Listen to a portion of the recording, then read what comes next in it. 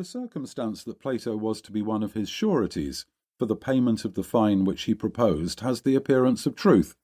More suspicious is the statement that Socrates received the first impulse to his favourite calling of cross-examining the world from the oracle of Delphi, for he must already have been famous before Chaerephon went to consult the oracle, riddle, and the story is of a kind which is very likely to have been invented.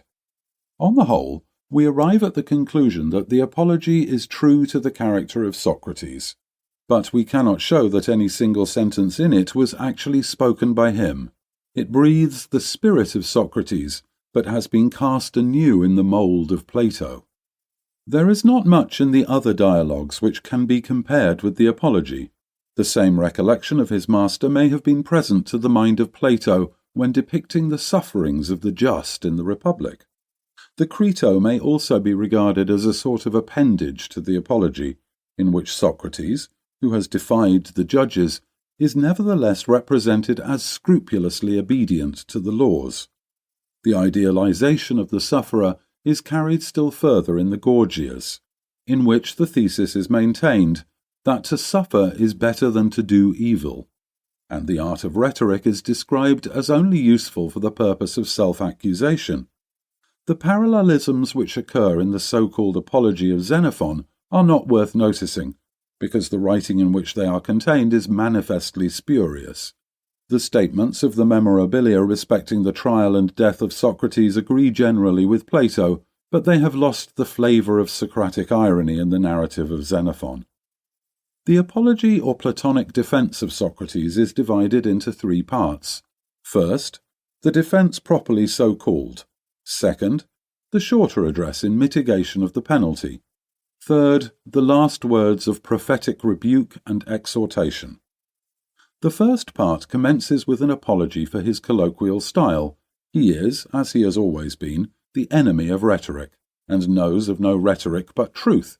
He will not falsify his character by making a speech. He then proceeds to divide his accusers into two classes. First, there is the nameless accuser, public opinion. All the world from their earliest years had heard that he was a corrupter of youth, and had seen him caricatured in the clouds of Aristophanes. Secondly, there are the professed accusers, who are but the mouthpiece of the others. The accusations of both might be summed up in a formula.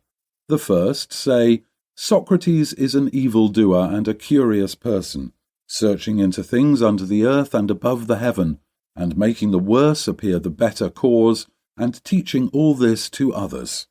The second, Socrates is an evildoer and corrupter of the youth, who does not receive the gods whom the state receives, but introduces other new divinities.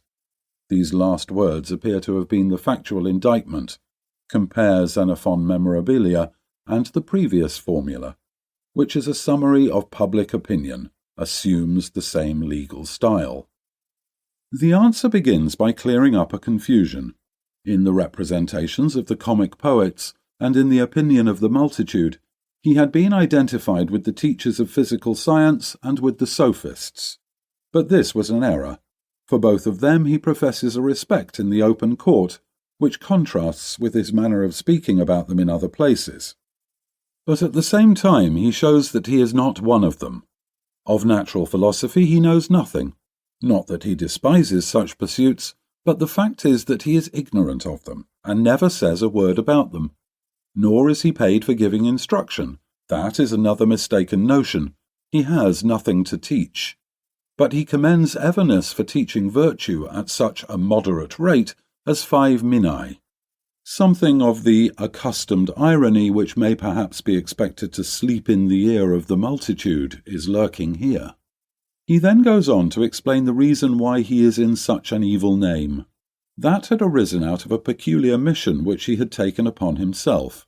The enthusiastic Chaerephon, probably in anticipation of the answer which he had received, had gone to Delphi and asked the oracle if there was any man wiser than Socrates, and the answer was that there was no man wiser. What could be the meaning of this? That he who knew nothing, and knew that he knew nothing, should be declared by the oracle to be the wisest of men. Reflecting upon the answer, he determined to refute it by finding